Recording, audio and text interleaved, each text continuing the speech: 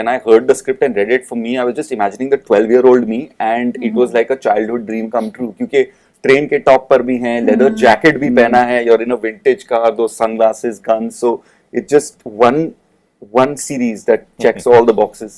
अंजुम, आप Karl Marx को जानते हैं? मैं सिर्फ जॉनी वॉकर को जानता हूँ. Lovely. Today we have a lot more tools than when I did Once Upon a Time or Dirty Pictures. Today, if you see the look of the show, if you see the way Vishnu Rao has photographed it and treated it in post-production, there's a huge difference. We all were very fortunate to try our hands on these vintage cars. Yeah. We went very extensively. We rehearsed because some of them were left-hand drives, and they're like, you know, the steerings are a little tough and all. So yeah, cars were beautiful, bikes, costumes, yeah, everything actually. The cabaret. Cabaret. The cabaret. Back the cabaret. Yeah. He's like a Girgit. He'll always change colors according to where he is, and people will never be able to know as to what is going on in his mind, even though he's always scheming.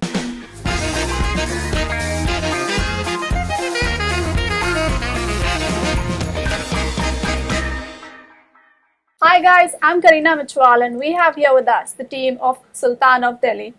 Hello everyone, how are you doing? All good, all good. So I'd like to start with the captain of the ship.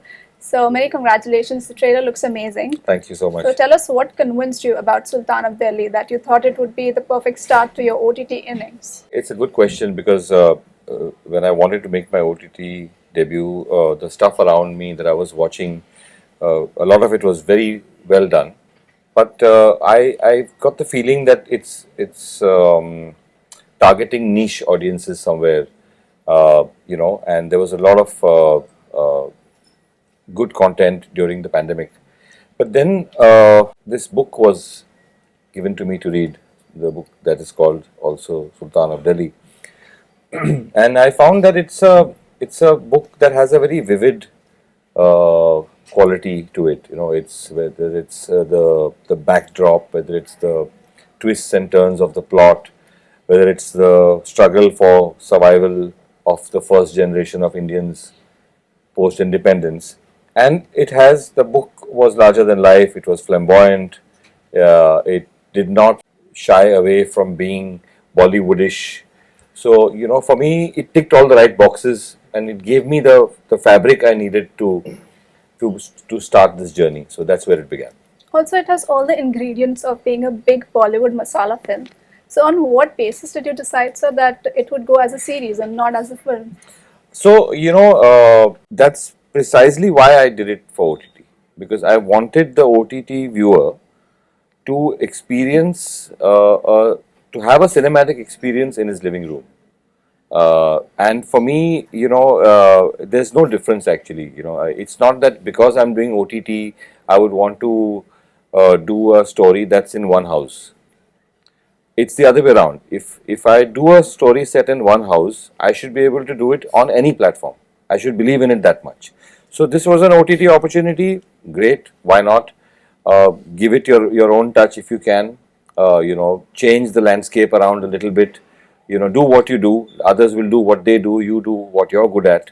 So we just gave it a big canvas and we said, let's देखते हैं क्या होता है. Ever since the trailer released, ऐसी कौन सी चीजें हैं जो खास उभर कर आई हैं? I mean, what has been the feedback like? First feedback, which has been a huge compliment, is लोगों को समझ में नहीं आ रहा कि film है कि series है, which I think ticks exactly the box that sir wanted to check कि it should be a cinematic experience for people. And the second is कि a lot of my friends and family have come back with the feedback to say that we never saw you play this character. And it's been something that I tried for the very first time of like getting into something that was so action heavy. And that's what was very exciting about the shoot. And I'm so glad that trailer में लोगों को वो दिख रहा है. Alright. Anjum, आप Karl Marx को जानते हैं? मैं सिर्फ जॉनी वॉकर को जानता हूँ. Lovely. I just completely love this dialogue. I think for me it was the highlight of the You know, trailer. when the trailer came out, this was not there.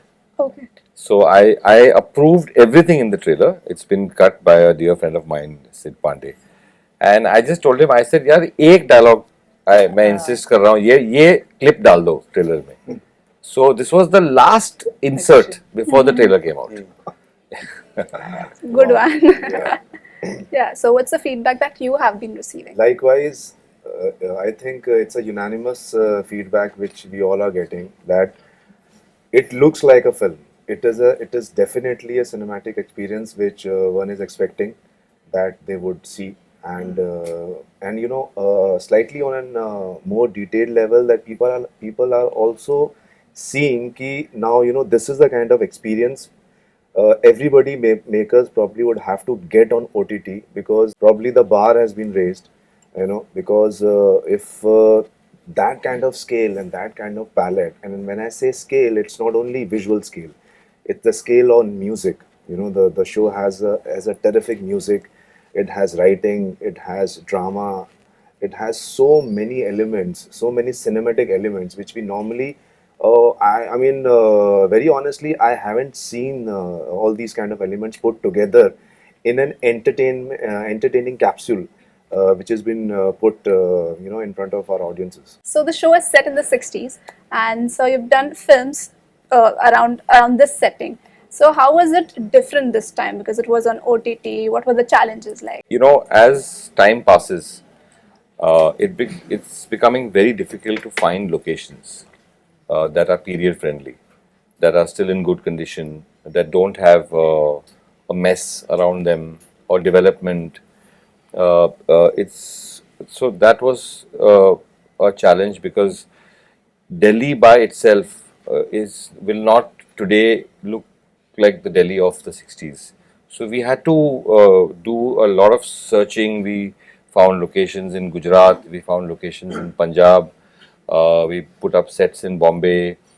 So we had to really do a lot of that, because, as I said, as more construction is happening, cities are losing their old charm, and you have hoardings, and you have, you know, metro work going on, and all kinds of things are there. So we had to look a lot to find virgin locations, which we have.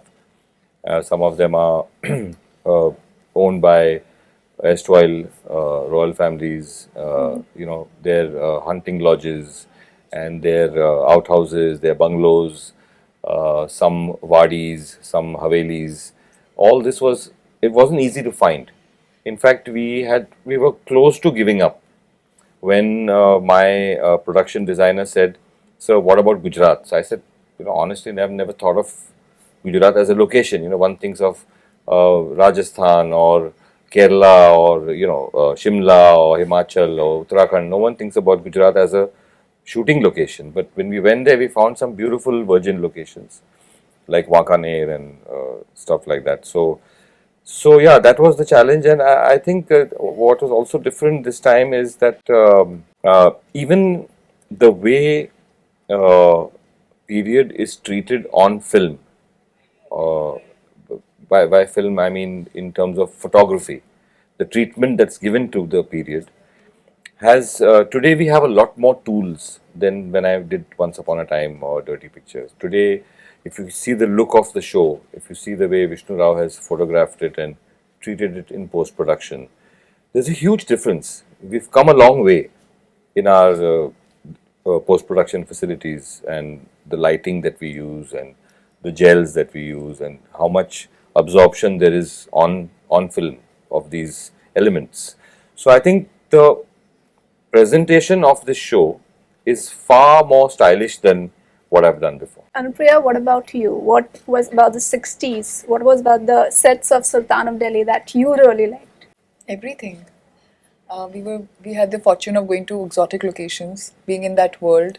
Everything was taken to, you know, huge consideration, every minute detail, our costumes, the language that we were speaking, the way we were put together in the whole semblance of things. And yeah, I think kudos to Sir and Amit and his entire team. They gave us this entire journey and this experience. Nishant, what about you? In terms of experience, obviously, to be in the 60s, that was an experience to be on the sets, set in the 60s, and to go to, like Sir said, virgin locations. Obviously, that's the privilege as an actor, that you go to all these places that you would probably never go to. So, and wear these costumes. And my hair especially done like how it was in the 60s, and the entire process is, as an actor, is extremely enriching. And for an actor, it's also something that comes probably once in 5 years or a decade, that you're doing something which is set in some period, like a period thing, which is set in 60s or 70s or whatever. So I think for me and Tahir, I can speak for both of us that we have been quite lucky that we earlier did 83 and now we are here. So we are very lucky. As an actor, you hardly get a chance to do these period things, and especially with two greats as I've said, Kabir sir and Milan sir. So that's been our privilege. We are lucky people. So anything from the 60s that you would like to bring back in 2023? The fashion. The A bell lot of it, bottoms. a lot of it is already coming. Bell bottoms wasn't completely there in the 60s, but just like the pleated pants, the double-breasted coat, all of that. The What about fashion. the cars? The cars, of course. Yeah, of course. Yeah, of course.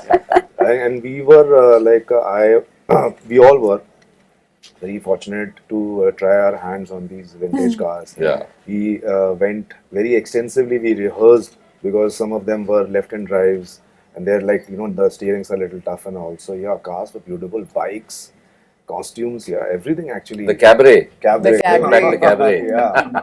I wish there was one we could go to every Saturday night. I know.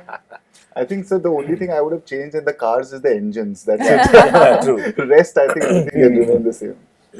Now to the most predictable part of the interview. Please tell us more about your characters.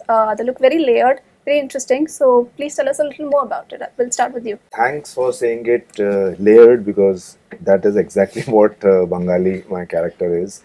He's very, at the outer surface of it, he comes across as a guy who has humor, who is very emotional, honest, vulnerable at times, and somebody who really takes his relationships, whatever he is, I have a very two strong relationships in the show. One is friendship, another one is a love relationship. Very protective about relationships, very emotional, very sensitive, and a guy who takes life with a stride. Not intellectualizes everything, doesn't think too much, doesn't analyze too many things. He sees, he does what is right, he does it, and he moves ahead. I was very excited to play Arjun Bhatia because in a series you've got that much longer to play a part, and when you're seeing the childhood of a part and where he grows to, it just gives you that much more to do as an actor. And he's got layers and he's got contradictions. Like there is a very boyish adventurousness to him, but he's also fierce and can be very determined at the same time. And he's got an equation with all the characters in the series, and every character sort of, when he meets them, takes his journey into a different direction. When he meets RP, of course, it's a whole different impact. Bengali is with him, by his side all the time, and so it's just that dynamic of not only dealing with characters, I'm not only dealing with Bengali and RP, but also Nishant and Anju, and how that changes your being on set was very exciting.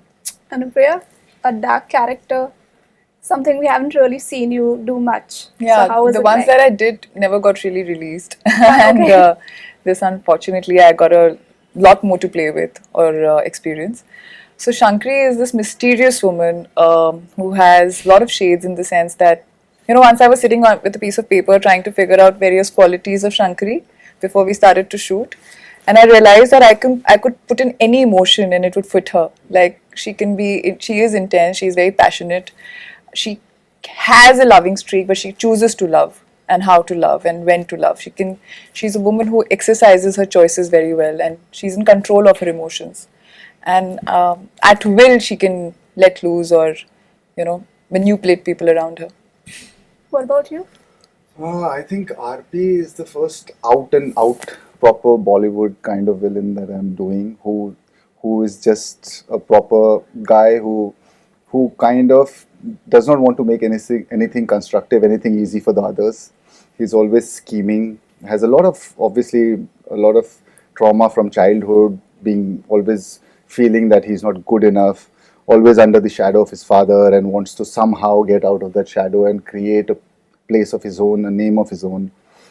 That's his struggle throughout the show, that somewhere he's just trying to make things go in his favor, but by trying to overstepping someone's path, by trying to stop someone from doing something. He's always scheming, he's always thinking, he's quite complex, and his character also grows throughout the series because he's always learning, he's always seeing, always evolving, and where he needs people, he's like a Girgit. He'll always change colors according to where he is, and people will never be able to know as to what is going on in his mind. even though he's always scheming, he's always kind of wondering how to get the better of this man or how to reach the top. That's RP. Yeah. So I've heard a lot of actors say this कि ये उनका childhood dream होता है to star in something like this. You know, Yeah. there's so many dialogues and guns blazing, धुआं उठ रहा है. So how much did you all get to do in it, and how much did you all enjoy it? When I heard the script and read it, for me, I was just imagining the 12-year-old me, and it was like a childhood dream come true. क्योंकि train के top पर भी हैं, leather jacket भी पहना है, you're in a vintage car, those sunglasses, guns. So it's just one series that checks all the boxes for me. What about you? Yeah, exactly. I mean, one is like you have grown up on films like Diwar, Dawn, and all these people, and Kala Patthar, all these films. I have like thrived on this kind of cinema, and then you know that you are working with somebody who has a legendary, a work on in such kind of cinema. So yeah, it's like it was a big opportunity. As Tahir said, we have scenes on top of a train. We are on a ship. We are in a Kutch kind of a location doing action. I mean, everything with dialogues, costume. Like yeah, this. I remember the look on their faces when we were doing the train sequence, and I said, you all are on a train going to Itawa, and you all are having a conversation. So they said, where? I said, on top of the train. Obvious, yeah. What? On top of the train. Yeah, and I remember after we completed that scene, and me and Tahir were on top of a train, and sir said, "Okay, good. So I'll see you at the hotel." And I told him, "Sir, this is our Kache Dage moment." How much did you enjoy playing your character? Loved it, absolutely. I didn't get to really have a tete with cars and guns and all of those things. Maybe next time, sir. Yeah. But हम लोग dialogues की बात कर रहे थे ना, तो मैंने हरदम I have always played very realistic characters, and the language has also been very real. I think the last only Padmavat had a bit of a flowery language, but that was also 13th century, so you could imagine that. And in the beginning, when I first read the English draft, and that was easier to kind of adapt to, and then I got the Hindi one, and I kept wondering how. So I've learned a lot like that too as an actor. My acceptance of such dialogues and being able to chew them and enjoy them, and then now when I saw them in dubbing, and I saw the scenes in dubbing, and I saw them play out, and then in the trailer, they seem just second nature.